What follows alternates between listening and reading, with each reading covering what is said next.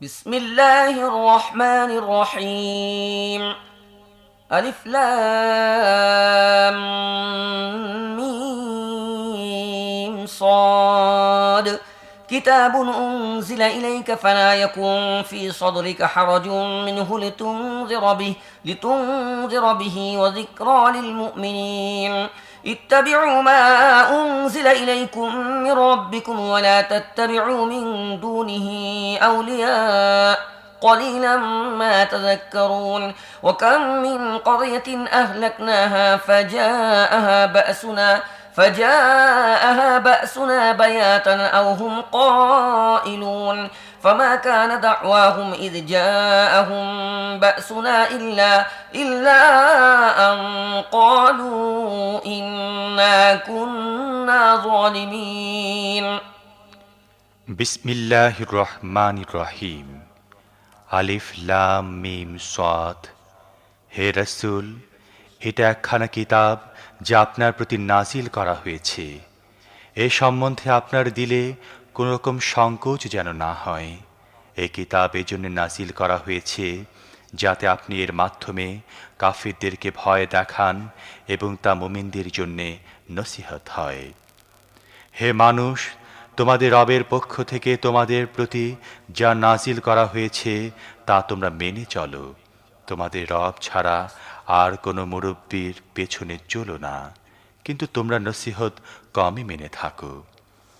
আমি কতই জনপদ ধ্বংস করে দিয়েছি, তাদের উপর আমার আযাব কোনো সময় হঠাৎ রাতের বেলায় ভেঙে পড়েছে, অথবা দিনের বেলায় এমন সময় নাজিল হয়েছে যখন তারা আরাম করছিল। যখন আমার আযাব তাদের উপর এসে পড়ল, তখন তাদের মুখে এছাড়া আর কোনো আওয়াজ ছিল না যে আমরা সত্যই জালিম ছিলাম। فلنسألن الذين أرسل إليهم ولنسألن المرسلين فلنقصن عليهم بعلم وما كنا غائبين والوزن يومئذ الحق فمن ثقلت موازينه فأولئك هم المفلحون ومن خفت موازينه فأولئك الذين خسروا أنفسهم بما كانوا بآياتنا يظلمون ولقد مكناكم في الأرض وجعلنا لكم فيها معائش قليلا ما تشكرون সুতরাং যাদের নিকট রাসূল পাঠানো হয়েছিল তাদেরকে অবশ্যই আমি জিজ্ঞাসাবাদ করব। পয়গম্বরদেরকেও আমি জিজ্ঞেস করব যে আমার বাণী পৌঁছাবার দায়িত্ব তারা কতটুকু পালন করেছেন এবং তারা এর কতটুকু সাড়া পেয়েছেন। তারপর আমি পূর্ণ জ্ঞানের ভিত্তিতে গোটা কাহিনী তাদের সামনে পেশ করব। কথা হলো, আমি তো কোথাও গায়েব হয়েছিলাম না। সেদিন শুধু সত্যই ওজনদার হবে, যাদের পাল্লা ওজনে ভারী হবে তারাই সফল কাম হবে, আর যাদের পাল্লা ওজনে হালকা হবে তারা নিজেদেরকে ক্ষতিগ্রস্ত করেছে, কারণ তারা আমার আয়াতের সাথে জালেমদের মতো আচরণ করত।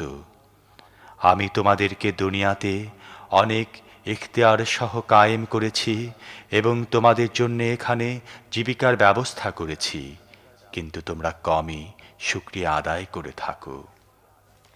ولقد خلقناكم ثم صورناكم ثم قلنا للملائكة اسجدوا لآدم فسجدوا إلا إبليس لم يكن من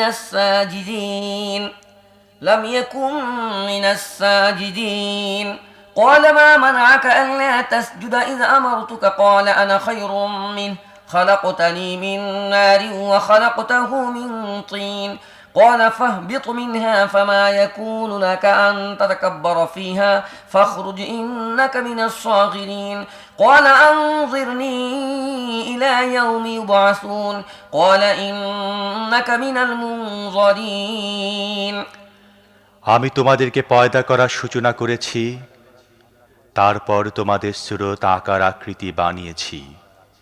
এরপর ফেরেশতাদেরকে বলেছি আদমকে সিজদা করো।